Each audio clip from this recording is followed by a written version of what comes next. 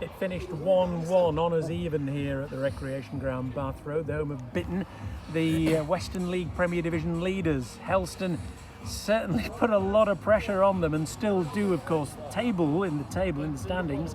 However, this was two entirely different stories, where Bitton scored a terrific goal from Jack Ball in the 16th minute when he let fly from 25 yards, and not even a goalkeeper of Corey Harvey's calibre could have stopped that. That was a good goal. And Bitton kept the pressure on Helston. Helston just couldn't get the game together in the first half, much to the annoyance of the coaching staff. They didn't really care for the ball too much. They were a bit carefree and were getting beaten in the tackles and first and second balls, and it wasn't good. And I could see that the management wanted to get them in to the dressing room at half time, tell them where they were going wrong, and the second half was a completely different story, particularly after the hour when manager Steve Massey brought on double substitutes, Stu Bowker and the debutant Orlando Anker, signed yesterday on Friday from Newquay. They came on for Craig Veal and Luke Tripconi, and what a difference they made. Bowker was Stu Bowker, making a nuisance of himself. He was big, he was strong, in their faces, and guess who scored the equaliser? You've got it, Mr. SB himself, when he took advantage of a mistake on the goal line and sidestepped an opponent, sidestepped another one, and finished so coolly. Mr. Cool himself, Stu Bowker, made it 1-1. Got himself booked, which is understandable, shortly after that, and it finished 1-1. But I'll tell you, Helston really did batter the home side, particularly on the flanks. Billy Tucker on the right-hand side, Orlando on the left, and then they switched as well in the last few minutes, and they caused havoc. Crosses came in left, right and centre, and Orlando could have made it a memorable debut for him when he hit the underside of the bar from where we're standing on the right-hand side. But it finished 1-1. That's my point of view. Let's hear the manager's point of view as we join Steve Massey. Steve, is that a fair assessment from me? I've finished it. Done. Absolutely, absolutely spot on. It's great why we've got you here. You told it really well. Even the first half, it's really frustrating. We couldn't get the passes together. I take a little bit of that responsibility. I tried to play in a little different formation. I came up here to watch them Tuesday, and I just thought we'll just play this way, and it didn't quite work out. Words were said in the dressing room there about all the formation, and then he said it's nothing to do with formations. You can go out and play any formation. Players blame formations if it's not working for themselves, and I could see their frustration in it. But there was still nothing wrong with actually. I don't care whether we're playing a 4-5-6-8-2-1 or whatever.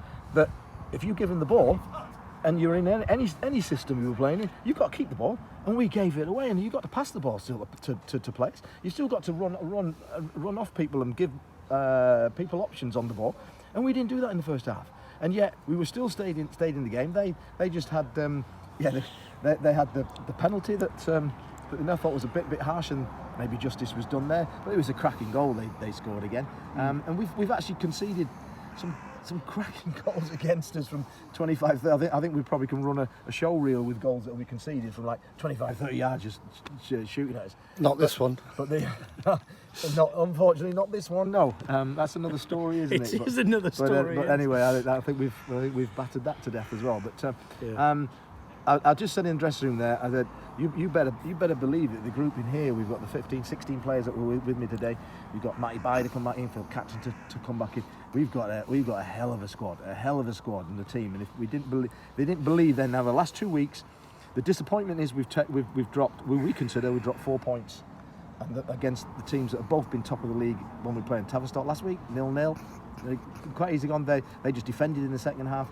And this, if we thought we battered Tavistock last week, you saw yourself. I'm really pleased you used that word. We battered them in the. They were just hanging on, waiting on, even from the 20th minute when soon as we scored. And I was absolutely thrilled to bits with the attitude. We controlled everything, and we just didn't break for us. And as that Orlando could have. I thought he was amazing. I thought it was amazing when he came on. He's touched the and he lifted everybody. He did. And Bouts does what Bouts did. He was disappointed. I had to have a word with him. That's part of the job, my job. I just thought we'll go this way to start with. And the boys did ever so well. It wasn't just how so just change it, which was always going to do, and that's the idea. It's not because, oh, he's not playing well, I'll bring him off. We had 60 minutes against them, we're pushing, and I thought, okay, we're going to go this way now.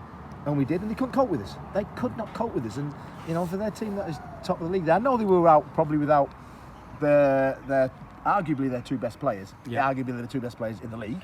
But that's what we're about with the club. That's going to happen and has happened to us. But I was absolutely thrilled to bits with the performance today. You've just hit on my next question. Actually, preempted it, Steve. I was going to ask you, who'd be happier with this result, with the point? Would it be Bitton, because they had the top scorer, Dean Griffiths and Joe McLennan out, who scored 26 goals between them, or will you be happy with the point you've gained on foreign territory, as it were? I'm happy for purely on the basis of the performance, because that is a title-winning performance. Honestly, in there, I've been with sides that have won championship, challenged for championships. I know I've got something special in that dressing room with those boys. I really, really do. Going back to Orlando. I guess that's Bowks, is it, sneaking behind me? Oh yeah. Who else? Who else? Yes. But he's going to stay on the bench for some time now. He's going to stay in there.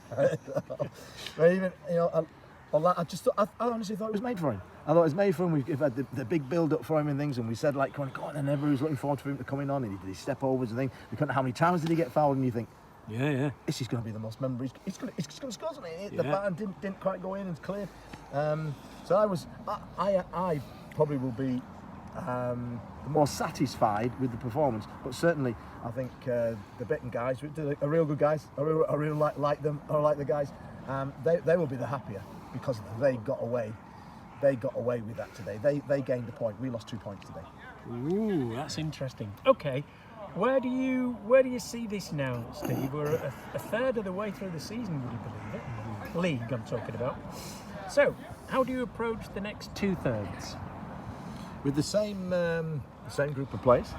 There's still one or two that I've got my eye on that might just strengthen, because that's the way to keep the eyes on the toes. And I don't bring anybody in that's not capable of playing in my side anyway. Don't let the waters go stagnant. No, absolutely that, and it keeps the guys on the toes. But there's that loyalty you got to show, which I think I show in abundance. To be perfectly honest, that they don't think you're looking over the shoulder. Oh, who's you bringing in this week? No, I don't. If a player, the option I think is better than what we got and can improve us, I'll go and get it. It's as simple as that. And it's just more of. But I expect us to grow in confidence. I expect us to really, really push on. And what I want us to do is turn these draws, which we're having, and we are difficult to beat. We are a real difficult team to beat. We've lost just one game this season. But we've lost in the last 3 seasons. Now they've been COVID. We've lost 3 league games. 3 league games, and people perhaps don't realise that, just how strong and good this Helston side is. But we've drawn too many games at the moment where we just haven't, and we've not been. But that will turn. We will go out and absolutely wallop somebody with a scoreline soon, and I expect that to happen as well. Steve Massey, the manager of Helston Athletic, and guess what? We're back here, not here.